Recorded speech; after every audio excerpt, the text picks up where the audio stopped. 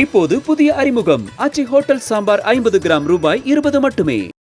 ஈரோடு மாவட்டம் தச்சு பெருமாள் பாளையத்தில் வீட்டில் தனியாக இருந்த பெண் மீது மயக்கப்பொடியை தூவி தங்க கம்மல் தோடுகளை திருடிச் சென்ற 2 பேர் கைது செய்யப்பட்டனர். பூஜைக்கு நன்கொடை கேட்டு ரேணுகா என்பவரின் வீட்டிற்குள் சென்றவர்கள் அவர் தனியாக இருப்பதை தெரிந்து கொண்டு கண்ணில் பொடியை தூவி நகைகளை கொள்ளையடித்து சென்றனர். சிசிடிவி பதிவுகளை ஆய்வு செய்து ஐயப்ப பக்தர்கள் போல வேடமணிந்து சுற்றிய 2 பேரையும் போலீசார் கைது செய்தனர்.